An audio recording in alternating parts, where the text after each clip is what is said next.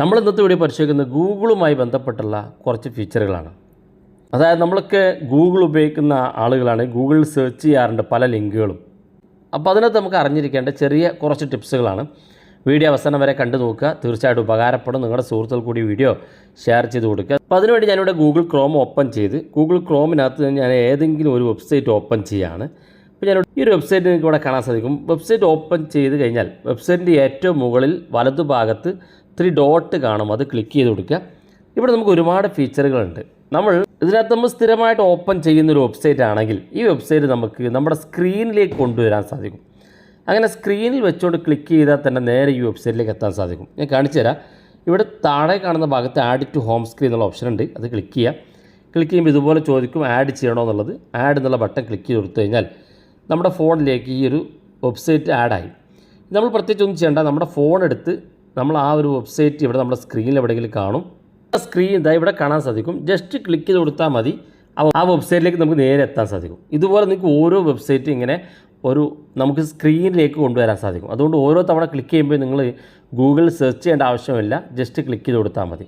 അതുപോലെ തന്നെ ഈ 3 ഡോട്ടിനകത്ത് നമുക്ക് ഇപ്പോൾ ഇത് ഇംഗ്ലീഷിലുള്ളൊരു വെബ്സൈറ്റ് ആണെങ്കിൽ ഇത് നമുക്ക് മലയാളത്തിലേക്ക് കിട്ടുന്നതിന് വേണ്ടി ഇവിടെ ഏറ്റവും മുകളിൽ 3 ഡോട്ട് ക്ലിക്ക് ചെയ്യുക. ഇവിടെ നമുക്ക് ട്രാൻസ്ലേറ്റ് എന്നുള്ള ഓപ്ഷൻ കാണും, അത് ക്ലിക്ക് ചെയ്ത് കൊടുക്കുക. ക്ലിക്ക് ചെയ്യുമ്പോൾ കാണാൻ സാധിക്കും ഇംഗ്ലീഷിൽ നിന്ന് മലയാളത്തിലേക്ക് ട്രാൻസ്ലേറ്റ് ആകുന്നത്. അല്പം ഒന്ന് വെയിറ്റ് ചെയ്ത് കൊടുത്തു കഴിഞ്ഞാൽ ഇത് നമ്മളിപ്പോൾ കണ്ട ഇംഗ്ലീഷിലുള്ള ആ ഒരു വെബ്സൈറ്റ് മലയാളത്തിലേക്ക് ട്രാൻസ്ലേറ്റ് ചെയ്തിട്ടുണ്ട്. ഇങ്ങനെ നിങ്ങൾക്ക് ഇംഗ്ലീഷിലുള്ള ഏത് വെബ്സൈറ്റും മലയാളത്തിലേക്ക് വായിച്ചെടുക്കാൻ സാധിക്കുന്നതാണ്. അതുപോലെ തന്നെ നമുക്ക് ഇതിനകത്ത് ഷെയർ ചെയ്യാനുള്ള ഓപ്ഷൻ ഉണ്ട്. നിങ്ങളുടെ സുഹൃത്തുക്കൾക്കൊക്കെ വാട്സപ്പിൽ ഇതുപോലെ ഷെയർ ചെയ്ത് കൊടുക്കാൻ സാധിക്കും. ഇതിൽ നിന്ന് നമുക്ക് ഈ വെബ്സൈറ്റിൻ്റെ ഫോട്ടോകളൊക്കെ ഡൗൺലോഡ് ചെയ്യണമെന്നുണ്ടെങ്കിൽ ഡൗൺലോഡ് ബട്ടൺ ഉണ്ട്. അതുപോലെ തന്നെ ഈ ഒരു സൈറ്റ് നമുക്ക് ബുക്ക് മാർക്കിലേക്ക് സേവ് ചെയ്ത് കഴിഞ്ഞാൽ നമുക്ക് ഏത് സമയത്ത് വേണമെങ്കിലും നേരെ ഗൂഗിൾ ബ്രൗസർ സെർച്ചിൽ നിങ്ങൾക്ക് ഈ വെബ്സൈറ്റ് കാണാൻ സാധിക്കും.